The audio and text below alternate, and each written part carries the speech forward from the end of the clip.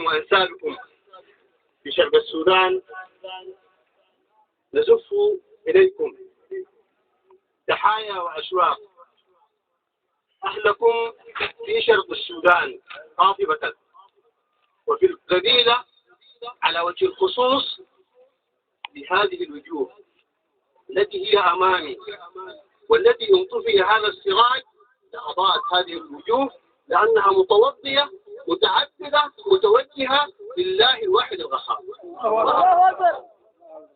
نخصكم بتحية خاصة، تحية القلب إلى القلب، وتحية المحب إلى من أحب، فإننا والله في الله قد أحببناكم واستبشرنا خيرا. نسمع بكم ونسمع عنكم، ولكن ليس من رأى كمن سمع. رأينا بأم عيننا الحفاوة والكرم والشجاعة التي تنبعث من إرحابكم بنا ومن بشاشتكم ومن استقبالكم ومن تدافعكم ومن هذا الانبعاث الذي وجدناه صادقا منكم، انبعاث المحب القوي الصادق الذي يريد لهذه القبيلة خيرا. وجدنا فيكم روح الجهاد والاستشهاد، ووجدنا فيكم روح الكرم والوفاء والعطاء. كيف لا وأنتم أبناء المجاهدين؟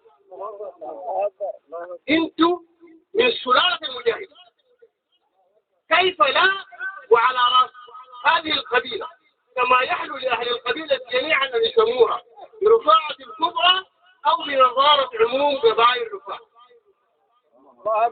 الناظر حرم القبيلة، رأس القبيلة، تاج القبيلة، شرف القبيلة، ومن جاهد وناضل وأفنى ظهر شبابه في تراب هذا الوطن، لا لحزب ولا لتنظيم ولا لجاه ولا لأن يقال، ولكن لإعلاء راية لا إله إلا الله التي تنتمون إليها جميعا. وكذلك سعادة اللواء والجميل وما أدراك ما هو الجميل.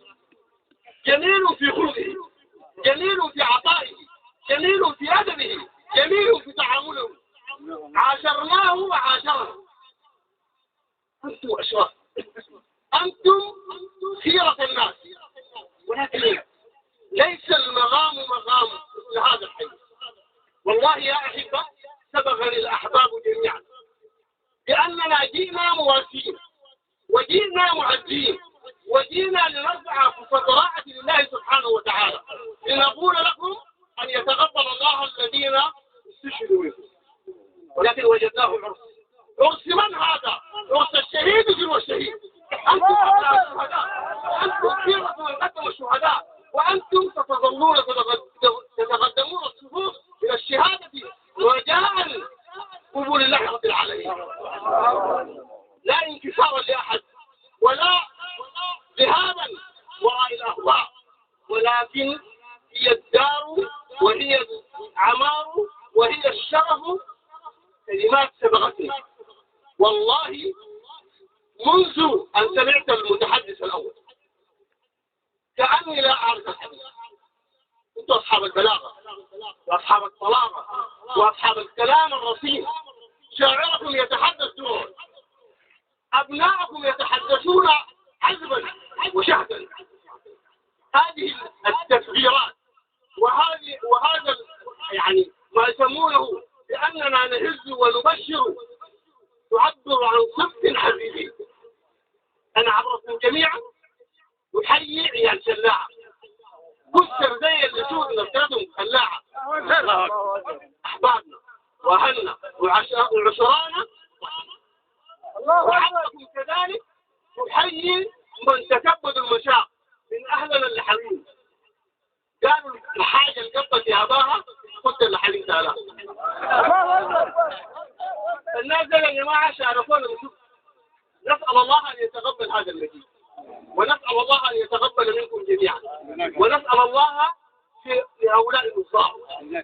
أنا سعيد جدا إنه الليلة اجتمعت بوجوه صادقة متوصية متوجهة لله رب العالمين هؤلاء النصارى. النصارى شدوا هنا الليلة دين ثم النصارى يشدوها ويقتلوها. الله أكبر. لكن عشمنا وأمنا إنكم تصدقوا وتتيقنوا تماما إنه عندكم نصارى وعندكم غادة يمثلوكم في جميع المحافل. ولا يستطيع أحد أن ينكر فضلهم في أن يأتوا بحق القبيلة وأن يأتوا بحق القبيلة. نحن والله يا جماعة قاعدين نشوق لكم في إنه نشوفكم بنسمع عنكم كثير. المتحدث الذي يقف أمامكم ويتحدث الآن يعرف ميادين الجهاد، ولكنني أعتز بأنني أنتمي لهذا الفصيل المتقدم جدا، فصيل قبائل رفاعة، وخاصة قبائل رفاعة الهود. البلد مؤمن والطريق مسدود والطريق مقطوع على كل الخونة والماردين، ولكن نسأل الله سبحانه وتعالى أن يتقبل شهدانا. ووصيتي لكم جميعا أن نتواصى بالحق، وأن نتواصى بالقوة، وأن نتواصى بالترابط، وأن نتواصى بالمحبة. أنتم الآن في حفلة مشايخ قبيلة رفاعة الذين يمثلون مجلس شورى قبائل رفاعة. أرجو من مجلس عموم قبائل رفاعة، شورى عموم قبائل رفاعة، أن يولي هذا الموضوع اهتماما. لا يحتاج مني إلى توصية، ولكن هذا للتذكير أن تعقد جلسة لمجلس عموم قبائل رفاعة يحدد فيها أماكن الخلل وكيفية العلاج. وأوصيكم ونفسي بتقوى الله سبحانه وتعالى.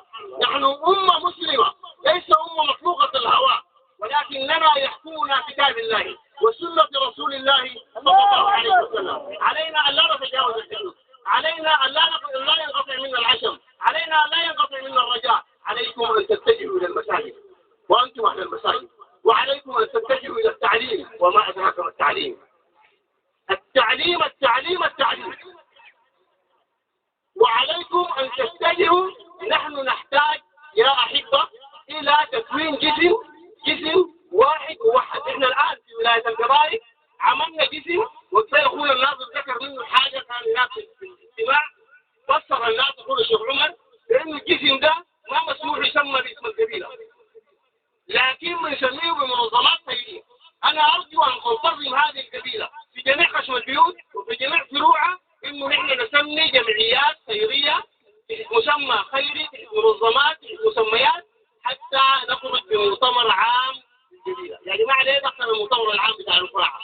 لأن يا جماعة نحن ما عندنا نقص في الرجال، ولا عندنا نقص في المال، ولا عندنا في نقص في الشرف عشان نتم بمؤتمر عام ونتم بمسيرة زي دي. لكن بنحتاج لأنه نحن فعلا نكون جسم حتى يكون هذا الجسم هو المدافع الحقيقي عن أمرنا. نحن نقول لكم تحايا وأشواق أحدكم، وهم والله يقولون لكم كل الحب وكل المودة، ونتمنى وكنا نتوب يعني يكون وقتنا موسعا، ولكن نعدكم بزيارة نتواصى فيها جميعا بالتراحم بيننا، ونسأل الله سبحانه وتعالى أن تأتي هذه الوجوه النيرة عندنا هنالك كما كان يأتي الناظر ونسوق كذلك لمجيء الناظر الحينة والأخرى، لنباهي به الأمم ولنباهي به قبائل الشرق التي تحترمنا جميعا، ونحن رعاة عندها تحترمنا جميعا.